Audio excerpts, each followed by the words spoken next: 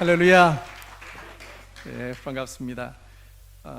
제가 먼저 3년 만에 지금 오는 것 같습니다. 아마 코로나 전에 잠시 왔다가 지금 이번에 코로나 막바지에 제가 오는 것 같습니다. 코로나 기간 동안에 여러분이 굉장히 힘드셨을 텐데, 저는 경험상 선교지에서 저는 대단히 여러분들의 기도로 덕을 본 사람입니다. 감사를 드립니다. 제가 지난번에 아마 그 영상으로 잠시 인사도 드렸지만, 저는 인도네시아 무슬림들, 물론 이제 회심한 무슬림들 복음을 전하고 말씀을 전하는 일도 하지만, 몇 년 전부터 주님께서 인도네시아 목회자들에게 말씀을 가르치라 해서 순종을 하는 가운데, 한 도시를 비행기로 타고 날아가서 그 지역에 있는 목회자들을 훈련하면서 여러분들의 모든 교회의 모든 어린 아이부터 풀뿌리처럼 정말 노년에 이르기까지 모든 성도들이 선교에 동참하는 그런 교회가 되도록 세우기를 원합니다. 그것이 바로 한국교회에서 그렇게 해가고 있고, 그래서 그렇게 하려면 말씀이 기초가 있어야 하고 목양도 건강하게 하셔야 선교적인 교회로 여러분들이 선교하실 수가 있습니다. 이제는 한국교회가 선교도 하지만 여러분들도 같이 함께 선교에 동참해야 됩니다. 이렇게 교육을 해왔습니다. 거의 매주 저는 비행기를 타서 우리 아이들이 하늘에 계신 우리 아버지 그러면 아이들이 그래서 우리 아빠가 매일 아침 날마다 이렇게 비행기를 타고 가는 모습이 생각이 날 정도로 제가 매주마다 비행기 타고 여러 인도네시아의 섬들 다니면서 이렇게 사역을 해왔습니다. 지난 한 7년 동안 한 2,500명의 연 인원 참석 목회자들이 한 2,500명 됐던 것 같아요. 근데 지난 한 1년 반 동안 줌을 통해서 코로나 기간 동안에 한 2,500명이 들어왔어요. 별로 감동이 없으시네요. 남의 나라를 일하고 그러시면 안 되죠. 그래서 정말 짧은 시간인데 보니까 훨씬 효과적으로 하나님이 일을 하셨고, 제가 몸이 굉장히 하나기 때문에 여러 도시에서 이들을 기다리고 있고, 그래서 주님, 제가 몸이 피곤한데 가능하면 좀 효과적인 방법이 있으면 좋겠습니다. 여러 도시에서 제가 한 10개 도시가 줄을 서 있는데 제가 어느 도시는 먼저 가고 뭐 이렇게 하려니 이게 참 부담스럽습니다만, 그런 일을 제가 기도를 좀 했었어요, 코로나 전에. 근데 주님이 코로나 기간 동안에 그 염려를 싹 날리시고 줌으로 자기들이 다 들어와요. 인도네시아가 인터넷 속도가 5배가 빨라졌는데 비용이 하나도 안 비싸졌어요. 그리고 핸드폰으로도 깔리만탄 밀림에서 다 줌으로 들어오세요, 목사님들이. 그러니까 얼마나 좋은지 몰라요. 처음 줌을 딱 시작을 했는데 250명 가까이가 들어왔어요. 그래서 제가 줌이 다운되는 것을 처음 알았어요. 100명 넘어가면 다운되는 걸 처음 몰랐거든요. 그래서 그 정도로 많은 분들이 참여를 해서 인도네시아 목회자들 가운데 굉장히 좋은 그런 소식들, 계속적으로 교회가 부흥하고 있고, 코로나 기간 동안에 증축하는 교회들이 꽤 많았었어요. 이번에 무슬림들 안에도 사실 굉장히 많은 부흥이 있고, 제가 그 얘기는 오늘은 하지 않고요. 그런 일들이 있고, 지난 1년 반 전에 주님이 또 제 마음에 감동을 주셨어요. 이 코로나 기간에 또 무엇을 해야 합니까? 그래도 시간이 좀 많잖아요. 이제 비행기 안 타고 되니까. 근데 주님이 제 마음에 감동하셨어요. 너 에스겔서에 나오는 그 성전에 물이 흘러서 모든 물이 이렇게 살리는 역사가 있지 않느냐. 아무리 어려워도 생명 있는 자들은 물에 이렇게 떠내려가는 자가 아니라 물을 거슬러 올라가는 자다. 너가 정말 이 코로나 기간에 힘들어하는 선교사님들을 좀 섬겨야 되지 않겠느냐. 그 말씀을 제 마음에 그렇게 마음에 감동을 주셨어요. 그래서 선교사님들을 위해서 이제 제가 아는 한 10분 정도 선교사님들, 그냥 이렇게 우리 풀뿌리 담임 목사님을 포함해서 한 70분 정도 저희들이 강사님이 계세요. 그래서 제가 부탁을 해서 우리 선교사님들을 위한 강의를 시작했어요. 그러니까 저는 설마 선교사님들 바쁘시니까 몇 분이나 들어올까 그래서 한 10명 정도 처음 시작을 했는데, 놀랍게도 우리 한국 선교사가 한 26,000명 되는데 지금 한 1% 정도 266명 가까이가 지금 단톡방에 저희들이 들어와 있고, 지금 제가 1년 반 동안 선교사님들이 줌에 저희 강의를 들었던 선교사님만 해도 5,300명이 넘었어요. 별로 감동이 없으시군요. 선교사님들이 오지에서 너무 힘들고 어려운데 너무 은혜를 받고 막 눈물 흘리시는 분도 있고, 심지어는 저한테 헌금을 보내줘요. 식사 좀 하라고 헌금도 보내주는 분도 있고, 너무 고맙다는 거예요. 자기들이 참 어려운 상황 가운데 선교사님들이 영적으로 회복이 되고 말씀을 배우니까 또 말씀을 가르칠 수 있는 거잖아요. 그래서 아마 저는 이제 회계학을 하니까 계산을 해보니까 이게 이제 경제학적으로 계산이 안 될 정도의 파급 효과가 있겠다. 선교사님이 한 나라를 책임지면 이게 지금 한 5,000명 가까이가 어쨌든 반복되든 뭐 연인원이 그렇게 들어왔다면 하나님 나라의 확장은 대단한 그 효과가 있다. 가만 생각해 보니까 그걸 어떻게 가능하게 했을까? 틀림없이 나를 파송한 교회의 성도님들이 기도했을 것이다. 아마 여러분들 중에 몇몇 분들은 회개할 분들이 있겠지만 대부분은 아마 여러분 열심히 기도하셨을 것 같고, 그런 의미에서 제가 여러분께 감사를 드리고 또 주님께서 여러분들의 그 상급을 잃지 않게 하실 거라 그렇게 믿습니다. 아멘입니까? 예. 제가 잠시 기도하고 말씀을 좀 나누도록 하겠습니다. 제가 왜 이렇게 열심을 가지고 말씀을 사역을 하려고 하는지 오늘 말씀을 통해서 좀 제가 좀 여러분들하고 비전을 함께 좀 나누려고 합니다. 그래서 저와 여러분들이 함께 기도 제목이 나누어졌으면 하고 제 말씀을 나누려고 합니다. 거룩하신 하나님, 주님의 은혜를 입고 함께 기도의 동력을 받으며 또 힘차게 주의 사역을 감당하던 선교사가 주님이 사랑하는 귀한 교회, 특별히 파송교회의 신평로 교회 강단에서 지금 말씀을 나누게 됩니다. 주께서 제게 주셨던 말씀의 비전을 함께 나눔으로 함께 공동체로 선교사에게 동력할 수 있는 귀한 시간 되기를 원합니다. 주의 성령께서 전하는 자와 받는 자 가운데 아름다운 역사로 하나됨을 허락하여 주옵소서. 걸어가신 예수님 이름으로 기도드리옵나이다. 아멘. 저와 여러분들은 매일 살아가면서 뭔가 선택을 하면서 살아가죠. 무엇을 먹을까? 무엇을 입을까? 뭐 그렇게 고민을 하면서 삽니다. 근데 선택을 하는 것으로 말미암아 결과가 미치는 영향이 길수록 좀 더 선택이 예민해지고 신중해지는 것을 봤어요. 그러니까 한 끼를 뭘 먹을까를 결정하면 그날 딱 먹었는데 이게 아니었어.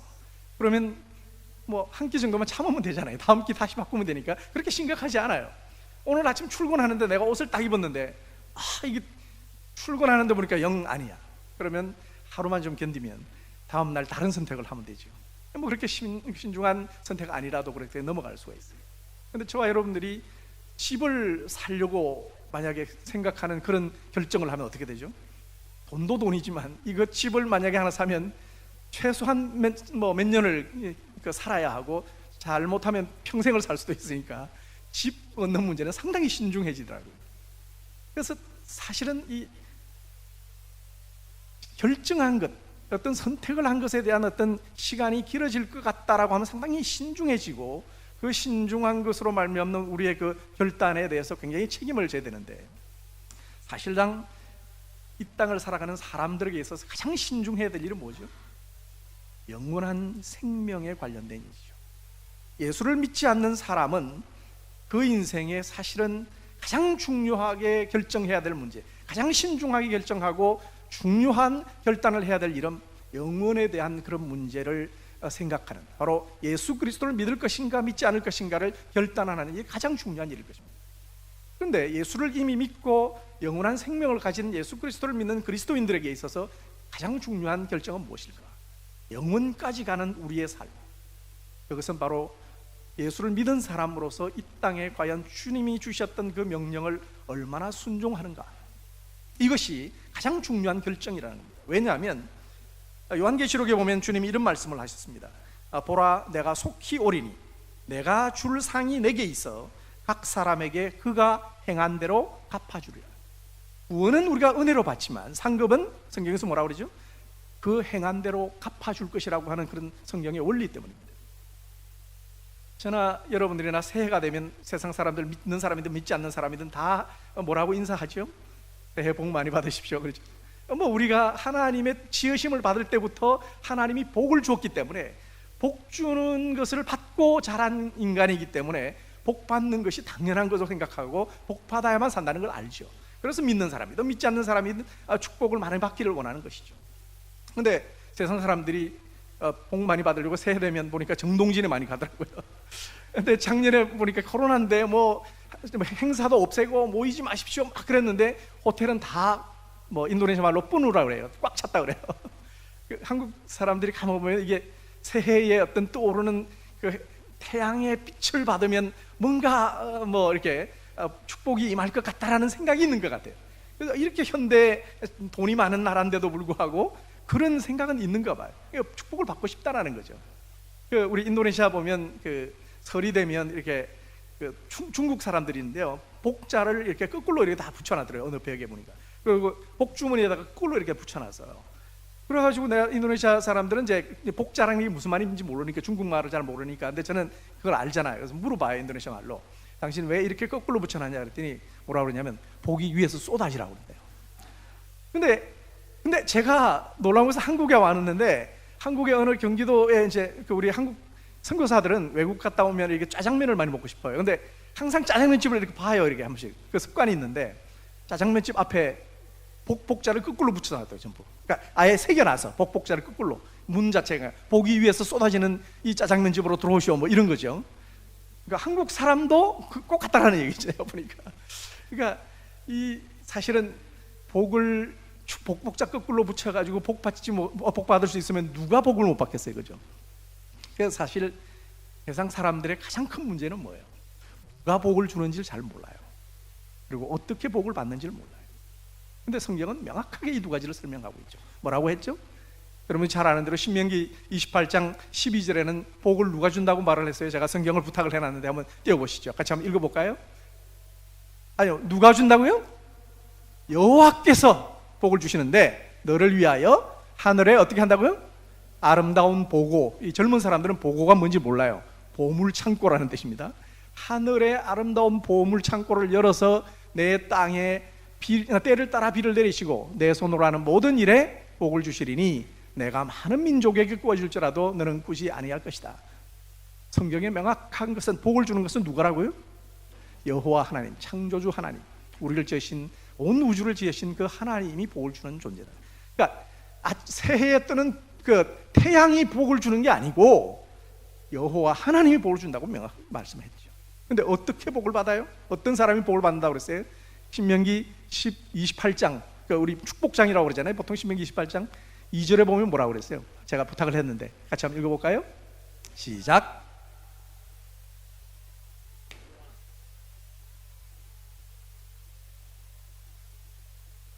조건이 뭐죠? 내 하나님 여호와의 말씀을 청종한다는 게 뭐죠? 듣고 행하면 이 모든 복이 내게 임하며 내게 이른다. 여기 동사가 두 개가 나와요. 내게 임하며라고 하는 그 히브리어가 하나 나오고, 또 내게 이른다라고 하는 또 동사가 하나 나와요. 그 내게 임한다라고 하는 건 히브리어로 보라고 하는 단어인데, 이 보는 come down이라는 뜻이요. 그리고 원문에는 내게지만 내 위에로 돼 있어요. 내 위에. 그러니까 아까 12장에서 하나님이 위로부터 그 하늘 창고를 열어 가지고 복을 이렇게 내려준다는 얘기예요. 내려서 너 위에 임하는데 어떻게 임하느냐? 임한다라고 하는 건 나시그라고 하는 히브리어예요. 그 히브리어가 어떤 의미냐면, 영어를 좀 하시는 분은 알겠지만 overtake라고 하는 단어예요. overtake는 뭐냐면 어떤 사람이 앞으로 천천히 걸어가고 있는데 뒤에서 빨리 달려가지고 따라잡는 걸 말해요. 이 단어가 창세기에는 어디에 쓰이냐면, 야곱이 온 가족을 다 데리고 야간 도주하잖아요. 그런데 라반과 그 아들들이 그냥 말을 타고 쏜살같이 달려와가지고 그 느린 그 야곱 가족을 따라잡잖아요. 그거 할 때 나시그라는 단어를 써요. 근데 출애굽기에서는 이 단어가 어디에 쓰이냐면, 열재앙을 맞고 바로가 항복을 하고 이제 떠나라 제발 떠나라 좀, 그러고 나서 마음이 또 바뀌어가지고 600승이나 되는 말을 그 병사들에게 야 따라잡아라, 그렇게 해서 신속하게 달려서 그 이스라엘 백성들, 출애굽했던 이스라엘 백성들을 따라잡을 때 나시그라고 하는 이 단어를 써요. 무슨 말씀인지 이해되십니까? 하늘에서 복이 위로 다운되는데 떨어지는데 우리에게 어떻게 온다고요? 복이 우리를 따라잡는단 말이에요. 이 세상 사람들은 복을 찾으러 다녀도 못 찾아. 그리고 잡아도 복이 줄줄 새기도 하고 손해보고, 그것 때문에 더 힘들어져. 근데 우리는 뭐예요? 들어가거나 나가거나 어떻게 해요? 복이 우리에게 철석철석 들어붙는다. 별로 감동이 없으시네요. 이미 받으신 것 같아요. 얘기는 하나님이 말씀을 청종하는 자에게는 이런 축복을 주신단 말이에요. 저는 새해 여러분들이 정말 이 복이 철석철석 들어붙는, 들어가든 나오든 무슨 일을 하든 모든 일에 주께서 축복이 철썩철썩 붙어지는 그런 역사가 있기를 주의 이름으로 축원합니다. 저와 여러분들이 예수를 믿는 사람으로서 이런 복을 받으면 이게 이 세상의 복으로 끝나는 게 아니잖아요. 우리는 영원한 복, 영원한 것에 대한 그런 축복이기 때문에 이것을 추구할 수밖에 없죠. 그렇다면 우리가 그리스도인으로서 가장 우선순위를 두고 해야 될 일이 뭐죠? 여호와의 말씀을 청종하는 일이죠. 근데 그 여호와의 말씀이 무엇이죠? 주님이 말씀이라고 했을 때 그 말씀은 대부분 어떤 단어로 표현되냐면 명령이라는 단어로 표현해요. 내가 너에게 명했던 명을 순종해라. 하나님의 명령을 따르는 거예요. 근데 구약에서 주님이 했던 명령 중에 가장 탑으로 생각해야 될 명령이 뭔지 아세요? 흔히 유대인들이 매일 하루에 3번씩 암송하는 쉐마 말씀이죠. 신명기 6장 4절로 9절 말씀. 여러분 기억하세요? 이스라엘 백성들이 그렇게 말씀을 암송하고 그 핵심 내용이 뭐죠? 내 하나님 쉐마 이스라엘, 쉐마 이스라엘. 그러면서 우리가 믿는 하나님, 우리의 하나님은 에하드 하나님이다. 들어라 이스라엘, 이스라엘 백성들이 들어라. 우리가 믿는 하나님, 그분은 한 분 하나님이다. 어떤 하나님이죠? 그분은 한 분 하나님, 한 분밖에 안 계신다는 개념만이 아니라 최고의 하나님입니다. 하나님 외에 아무것도 없어요. 그분이 최고예요. 그분 이상 아무것도 내 인생에는 없어요. 그게 이스라엘 백성들의 신앙 고백이잖아요. 그런데 그 신앙 고백한 사람들에게 주신 주님의 명령은 뭐죠? 여호와 하나님을 사랑하라. 근데 그 사랑하는 사람은 뭐 한다고요? 그 사랑하는 사람은 여호와의 말씀을 마음판에 새기는 일을 먼저 한다. 그리고 그 마음판에 새겨가지고 그 다음에 뭘 하라고 그랬죠? 이웃을 사랑하는 거죠. 하나님을 사랑할 때 말씀을 새기는 일을 하는데 그 마음판에 새긴 말씀을 가지고 이웃을 사랑하는 거예요. 이웃이 누구죠? 내 가정의 자녀들을 사랑하는 것이고, 내 이웃, 그 사회 속에 같이 주위에 있는 이웃, 성읍에 있는 사람들을 사랑하는 그 말씀을 증거하는 일을 통해서 가정도 회복하고 사회를 회복하는 그런 일을 하는 것, 그것이 하나님 사랑과 이웃 사랑으로 말씀이 매개된 그런 명령, 바로 그 쉐마의 명령이 가장 이스라엘 백성들이 중요하게 생각하는 명령이란 말이죠. 그런데 신약에 오면 저와 여러분들이 예수님이 오셔서 새 언약 백성이 됐지 않습니까? 새 언약 백성들이 가장 중요하게 생각하는 명령은 뭐죠? 잘 아시죠? 이걸 뭐라고 하죠? 지상명령이라고 그러죠. 성경에 지상명령이 몇 군데나 있는지 아세요? 선교학을 배우신 분들은 아마 선교 훈련을 받으신 분 다 아시겠지만 보통 선교학에서 지상명령을 4구절을 얘기를 합니다. 제가 한번 여러분들이 뭐 알겠지만 마가복음 16장 15절 여러분 잘 알 거예요. 너희는 온 천하에 나가서 모든 사람에게 복음을 전파하라. 기억나시죠?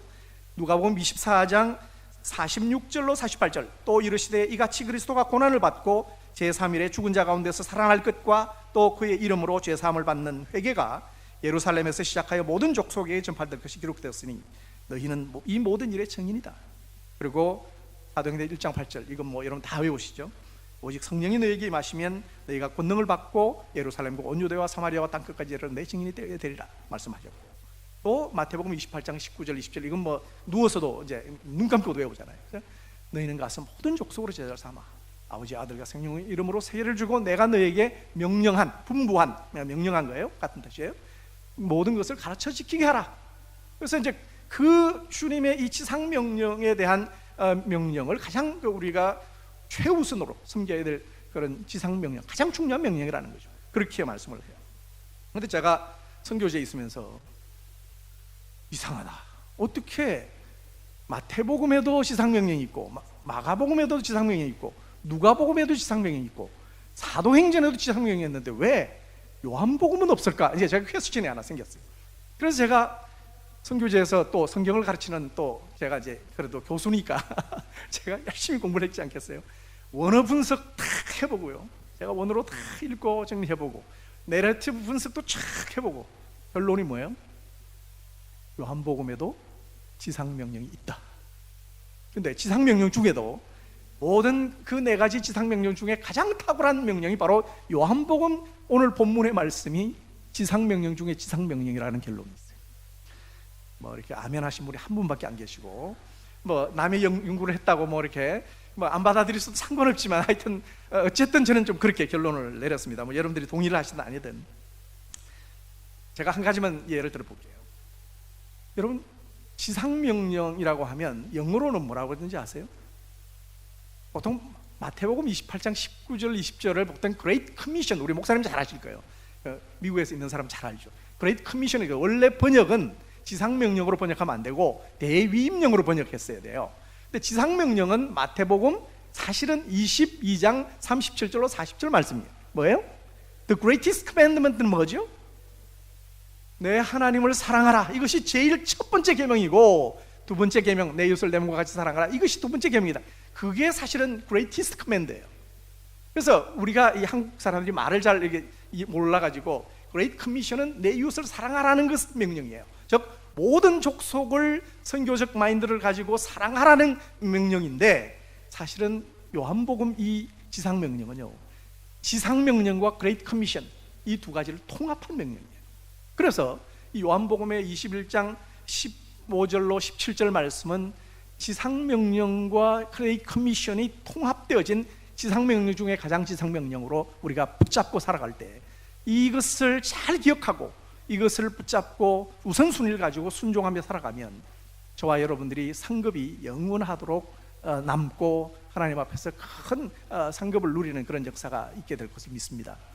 저는 저와 여러분들이 이 요한복음 21장 15절로 17절의 이 말씀을 오늘 잘 깨닫고, 제가 깨달은 만큼 좀 같이 함께 깨닫고 함께 비전을 가지고 전 세계에 이 말씀이 모든 교회 속에 실현되어지는 그런 역사가 있기를 위해서 기도해 주시면 좋겠다 생각을 합니다.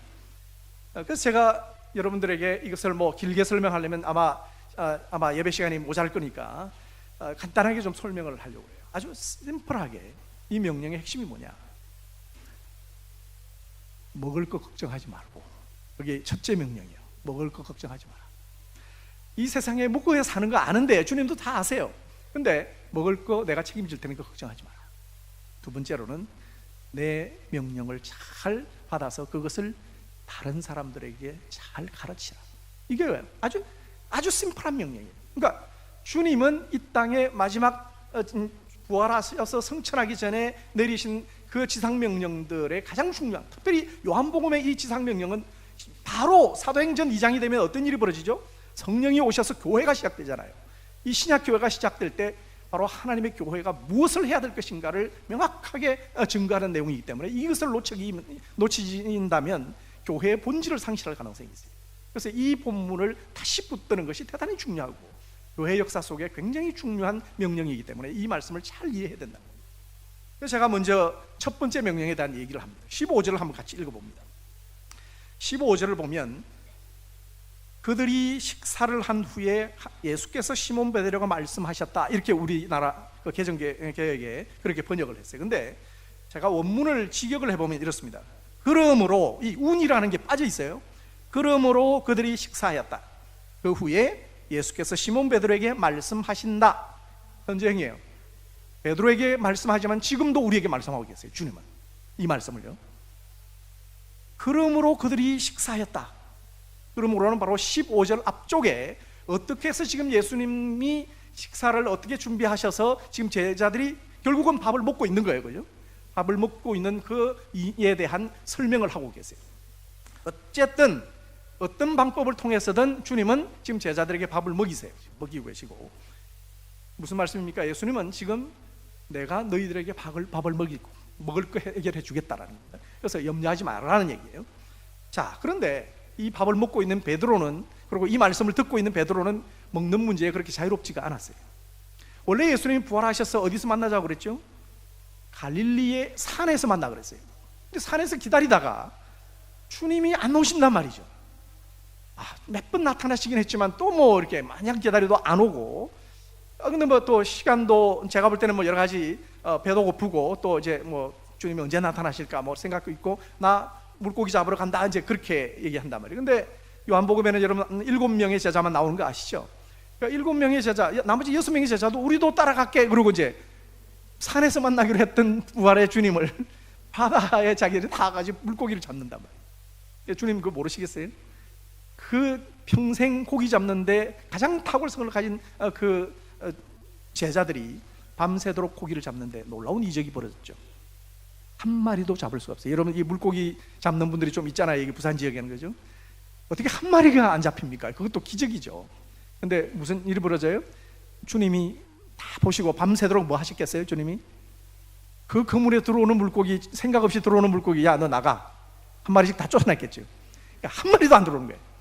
그래가지고 제가 이 원문을 읽는데 너무 재밌었어요. 우리나라는 만일에 21장 5절에는 뭐라고 번역했냐면 너희에게 고기 있느냐라고 주님이 물은 걸로 돼 있어요. 근데 원문에는 뭐라고 돼 있냐면 너희에게 먹을 만한 물고기가 없지? 이렇게 물으세요.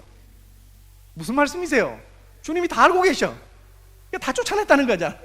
먹을 만한 물고기는 한 마리도 못 들어가게 만들었어. 주님이 다 알고 계신다는 얘기죠. 그리고 나서 네, 그러니까 뭐라요? 너 지금 바로 오른쪽에 금을 던져봐. 그랬더니 153마리가 잡혔잖아요.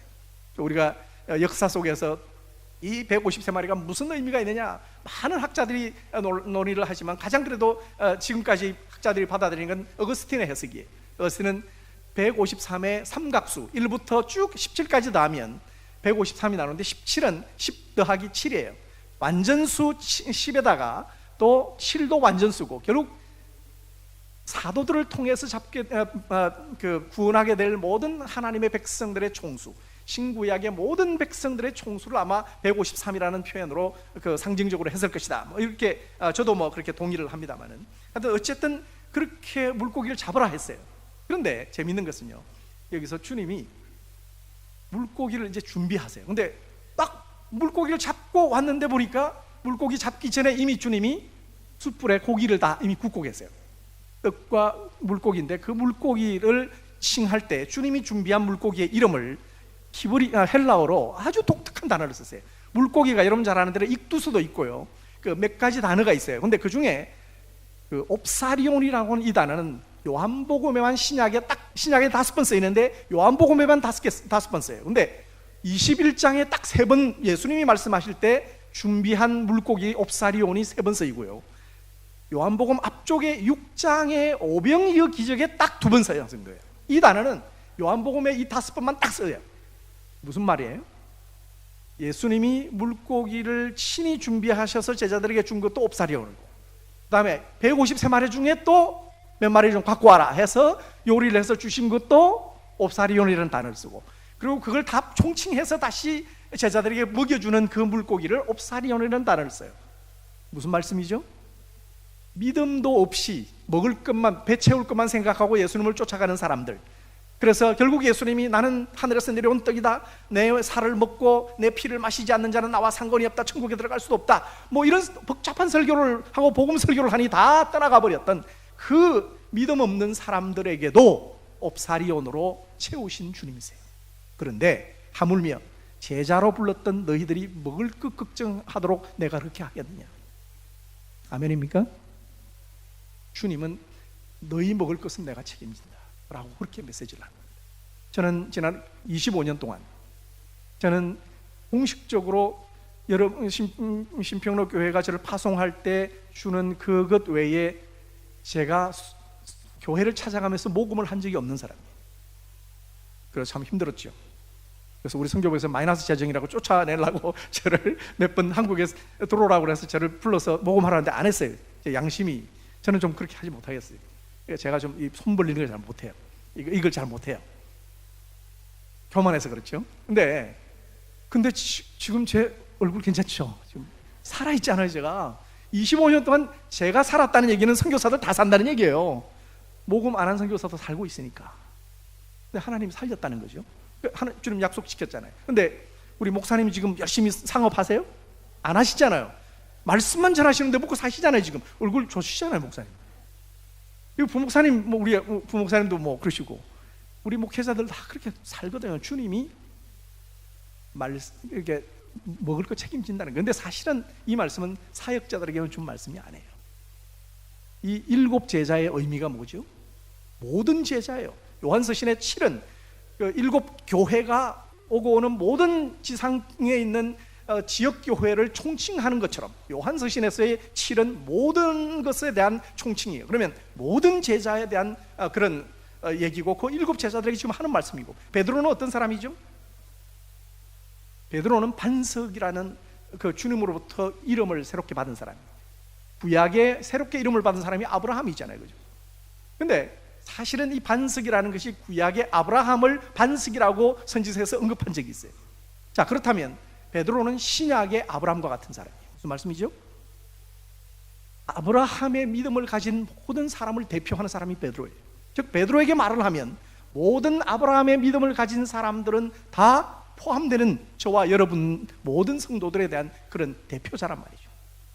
그리고 바로 그 다음에 이어서 지금 모든 새롭게 신약교회가 세워지는 사도행전의 그 역사가 시작되는 그 시점에서 주님이 주셨기 때문에 아브라함 한 사람에게만 약속하는 게 아니죠. 저와 여러분들이 정말 주님의 말씀을 먼저 붙들고 말씀을 충종하면 주님이 먹을 것 책임지는 그런 역사가 있다라는 겁니다. 뭐 이렇게 열심히 아멘도 안 하시고 뭐 수긍하든 안 하든 이건 주님의 말씀이니까 어쩔 수가 없죠. 그렇게 살아요. 저와 여러분들이 정말 주님 말씀 따르고 말씀 청정하려고 노력하시면 그게 주님이 책임진 놀라운 역사가 있다라는 겁니다. 여러분 수요일 날 이 저녁에 뭐하러 교회를 나오세요? 그죠? 뭐 텔레비 보고 좀 쉬면 낫죠. 피곤한데 내일 새벽기도 또 특별 새벽기도로 해서 또 막 와야 되는데. 그런데요, 여러분들이 여기 오는 게 돈 버는 일이에요. 제가 경제학하고 회계학을 해서 경영학을 해서 그런지 몰라도 저는 그렇게 보여요. 주님이 왜냐면 먹을 거 책임진다 했으니까. 말씀 듣고 말씀을 사랑하면 주님을 사랑하는 것이고 말씀을 배워서 다른 사람에게 가르치면 이웃 사랑이 되는 것이기 때문에.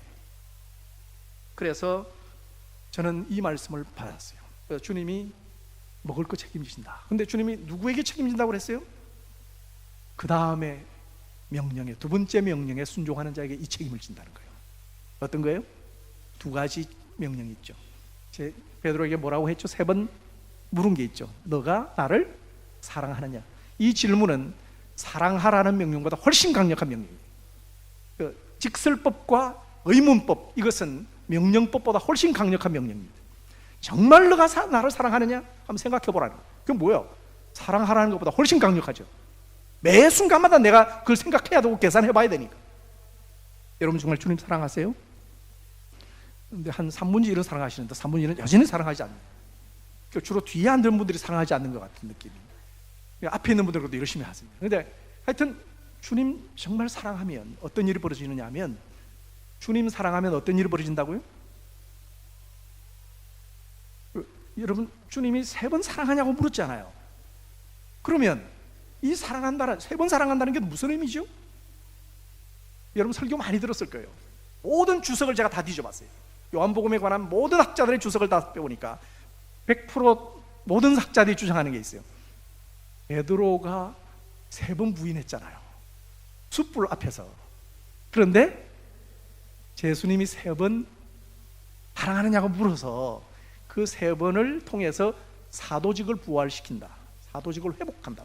왜냐하면 베드로 스스로가 이미 자포자기를 했죠. 나는 합당한 사람 아니다, 주님의 제자가 될 수가 없다, 그렇게 생각을 했는데 뭐 숯불이라는 단어가 꼭 같은 단어를 쓰세요. 18장과 21장에 18장 9절과 21장 9절에 똑같은 숯불이라는 단어가 있기 때문에 연결을 해요. 저도 그건 뭐 동의합니다. 주님이, 왜냐하면 사도 베드로가 지금 교회의 최고 지도자가 되어야 될 사람이에요. 근데 지금 성령이 임해서 이제 막 교회가 세워지는데 베드로가 항복하고 이러면 안 되죠. 그래서 공식적으로 제자들 앞에서 회복시키는 건 중요해요. 저는 그거 틀렸다고 생각지는 않아요. 그러나 이 본문의 흐름이 모든 제자들과 오고는 모든 교회 성도들에게 주는 말씀이라면 그렇게만 이해하는 건 합당하지 않다고 저는 판단합니다. 이 말씀을 어떻게 이해해야 되느냐, 주님이 왜 3번을 그렇게 사랑하느냐라고 물었을 때는 그 사랑은 바로 구약의 쉐마에서 주님이 여호와를 사랑하되 어떻게 사랑하라고 그랬죠? 3가지 방법으로 사랑하라고 그랬죠. 뭐라고 그랬죠? 내 마음을 다하여, 그러니까 사실은 히브리어로 보면 온 마음을 다하여 이런 뜻이에요. 모든 마음을 다해서 사랑하고, 두 번째는 온 뜻을 다해서 사랑하고, 뜻이라고 하는 것은 네페시라고 하는데 생명을 다해서 사랑하라는 얘기입니다. 생명을 내어놓고 사랑하라는 거. 3번째는 뭐예요? 내 힘을, 모든 힘을 다해서 사랑하라. 이거는 메오드라고 하는 단어는 그 토라에서는 경제적인 용어입니다. 여러분들이 주님을 사랑한다고 하면 재정적으로 사랑하셔야 됩니다. 여러분들 지난 주일날, 그렇죠, 이번 주일이겠네요. 주일날 선교 주일로 아마 선교 작정을 하셨을 거예요. 선교 작정을 하는 재정적인 부담을 갖는 것이 주님을 사랑하는 방법이에요. 여러분 확실히 아셔야 돼요. 신약은 경제적인 문제를 대단히 중요하게 생각합니다. 신약 백성들은 특별히 주님이 3번 사랑하느냐고 물어봤는데 히브리인들이고 제자들은 다 히브리인이고 하루에 3번씩 이 쉐마를 암송하는 사람이기 때문에 이 3번 묻는 게 무슨 의미인지 이게 탁 들어온단 말이에요. 근데 제일 먼저 주님이 뭐라고 했어요? 15절에 뭐라고 그랬죠? 사랑할 때 이 사람들보다 이렇게 번역되어 있죠. 이 사람들보다 너가 나를 더 사랑하느냐. 이 뚜토라고 하는 이 헬라어 단어는 사람으로도 번역할 수 있고 물건들로 번역할 수도 있어요. 근데 요한복음을 제대로 연구한 학자들, 저를 포함한 모든 학자들의 대부분 의견들은 사람으로 번역하면 맞지 않다라고 보여요. 왜냐하면 아니 베드로와 6 제자가 무슨 차이가 있어요? 다 도망갔잖아요. 그리고 지금 예수님 명령 다 거역하고 지금 바닷가에 가서 같이 물고기 잡고 와서 뭐 예수님 비교할 사람들이 없죠. 이 베드로나 마찬가지란 말이죠. 근데 지금 중요한 거는 지금 그 배를이라고 하는 단어를 썼기 때문에 이전에 베드로가 사용했던 예수님을 만나고 예수님을 쫓아가면서 버렸던 그 배를 사용했다는 얘기는 이전 직업으로 돌아가려고 했던 거거든요. 그러면 지금 그 배와 그물과 그 앞으로 물고기와 먹는 경제적인 문제를 처리해주는 그 모든 것들보다도 나를 더 사랑하는 이게 무슨 말이에요? 경제적인 손해를 보고도 경제적인 힘을 다해서 너가 나를 사랑하는 이걸 먼저 물으시는 거예요. 왜냐하면 그게 바로 앞부분에 처음 내가 먹을 거 책임진다라는 명령하고 똑같이 치는 거예요. 제일 먼저 경제적인 문제. 여러분 사도행전 첫 새 언약 교회가 세워져서 처음에 했던 주님이 처음 교회를 징계했던 사건이 뭔지 알지요? 아나니아와 삽비라 사건이에요. 경제적인 문제로 성령을 속이면 죽여요. 그만큼 새 언약 교회는 경제적인 메오드, 즉 경제적인 힘을 다해서 주님을 사랑하는 문제가 굉장히 중요한 문제예요. 그래서 여러분 헌금 문제를 정확하게 하셔야 돼요. 하나님 앞에서 성교 헌금을 하시든 주님 앞에 재물을 어떻게 쓰느냐가 여러분 하나님을 사랑하는 방법 중에 가장 중요한 메시지라는 걸 아셔야 돼요. 그런데 두 번째 뭐예요? 내 힘을 다해서 사랑하라. 베드로가 바로 17절 다음에 18절 19절에서 뭐라고 말씀하냐? 너 죽을 각오하고 나 따라 이렇게 얘기하죠. 생명 내어놓으라는 거예요. 베드로에게. 두 번째 힘을 다해서 생명을 다해서 사랑하라. 그 얘기를 하시는 거예요. 그 세 번째는 뭐예요? 마음을 다해서 사랑하라. 이 마음을 다해서 사랑하라는 게 쉐마에서는 뭐라고 해요? 말씀을 마음판에 새기라는 말하고 연결이 돼요. 마음이라는 단어가 5절과 6절에 연결이 돼 있어요. 마음을 다해서 사랑하는 방법은 마음판에 말씀을 새기는 일이 마음을 다해서 사랑하는 거예요. 즉 하나님 대신 예수님을 사랑하면 어떻게 해야 된다고요? 말씀을 사랑하는 거예요. 즉 예수님이 14장에 뭐라고 그랬어요? 내 계명을 가지고 지키는 자라야 누구를 사랑하는 거다? 나를 사랑하는 거다. 하나님 대신 예수님을 사랑하는 일, 바로 그것은 말씀을 마음판에 새기는 거죠. 그러니까 여러분들이 하나님을 사랑한다, 주님 사랑합니다, 예수님 사랑해요, 하나님 대신 예수님을 사랑해요라고 눈물 흘리고 사랑한다고 그 주님이 받아들이는 게 아니에요. 너 정말 나를 사랑하냐? 피상적인 그런 감성적인 사랑을 얘기하는 것이 아니고 내 말씀을 마음판에 새기고 연구하고 듣고 그 지키려고 스트라이빙하고 노력하고 고민하면서 그렇게 말씀을 붙잡으려고 하고 때를 얻든지 못 얻든지 말씀을 듣고 행하고 또 그렇게 하려고 하는 그런 사람이 예수님을 사랑하는 사람이고 하나님을 사랑하는 사람. 여러분 정의를 좀 바꾸셔야 돼요. 찬양하고 눈물 흘리는 것만 사랑하는 것이 아니고, 물론 그것도 사랑하지만 정말 내 마음을 다해서 말씀을 듣고 청종하려고 하는 그 말씀에 대한 사랑이 주님에 대한 사랑입니다.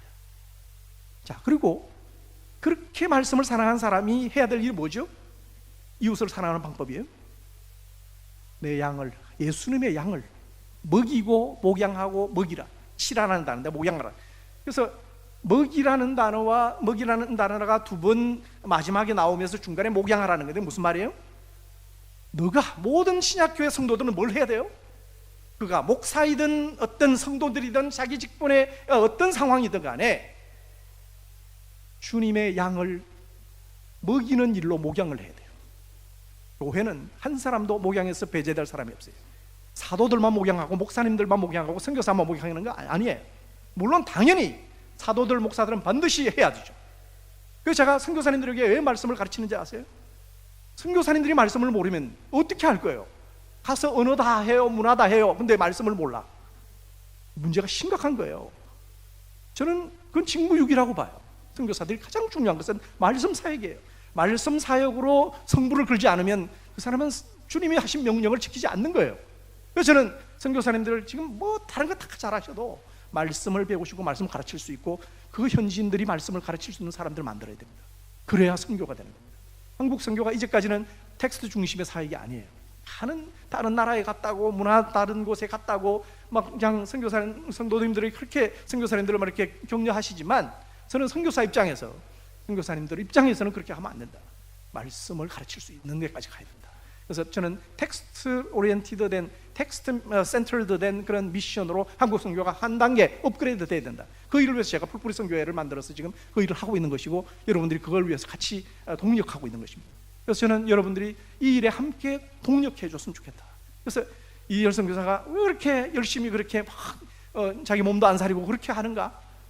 제가 이 말씀을 발견했기 때문에 선교 현장에서 그걸 보고 이것을 깨닫고 말씀 사역으로 가야겠다. 모슬림들도 저는 말씀을 가르쳤을 때 그들이 중심이 바뀌었고, 그들 스스로 자신 역할을 하면서 엄청난 역사, 지금 그런 그 많은 변화의 역사들 저는 보았기 때문에 말씀이 사람을 바꾸는 걸 저는 봤어요. 그래서 아무리 제가 재정을 많이 주고 많이 뭘 해준다고 해서 바뀌는 게 아니고, 말씀이 사람들을 바꿔요. 그래서 그 일을 저와 여러분들이 이제 함께 공감하고, 주님이 주신 이 명령처럼 그 일을 함께 우리가 감당했으면 좋겠다. 그래서 여러분들이 저를 위해서 기도하실 때는, 주님, 정말 이열 선교사가 인도네시아 목회자들 뿐만 아니라 지금 국제 풀뿌리 선교회를 통해서 또 지금 260명 가까이 되는 선교사님들, 전 세계 선교사님들이 연결되고, 지금 그 중에 특별히 몇몇 네트워크 선교사님들이 계세요.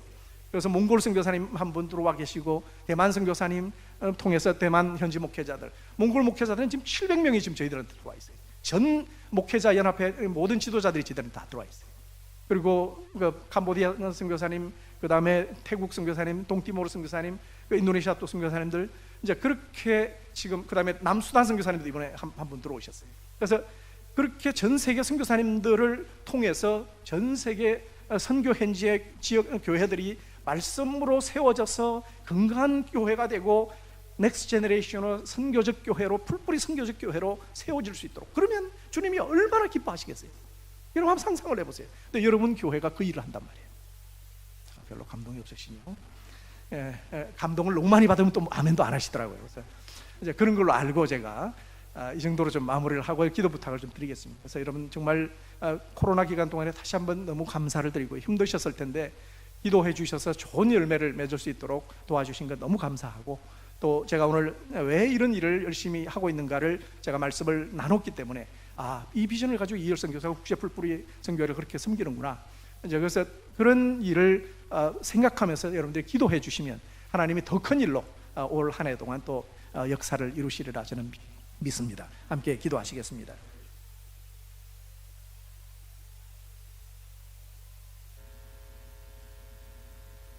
살아계신 하나님, 부족한 종이 부족한 입술로 하나님 말씀을 증거했습니다. 주님이 사랑하시는 신평로 교회의 모든 성도님들, 우리 목사님, 모든 교육자들, 주님께서 축복하시기를 원합니다. 주님이 오늘 주신 말씀처럼 말씀에 청종함으로 주님의 복이 따라붙는 놀라운 역사가 이 교회의 모든 성도들과 모든 교회의 직분자들 위해 넘치게 되기를 소원합니다. 주님, 이 교회를 통해서 파송된 모든 선교사들의 사역 가운데 놀라운 역사가 선교 현장 속에서 나타나기를 소원합니다. 주님, 이 말씀대로 주님의 말씀을 증거하며 가르치며 주님이 내 양을 먹이라고 했던 그 말씀의 명령을 순종하는 선교가 한국 선교 속에 일어날 수 있도록 텍스트 사역, 말씀 중심의 사역이 일어나는 놀라운 역사가 일어나게 도와주옵소서. 걸어가신 예수님 이름으로 기도드리옵나이다. 아멘.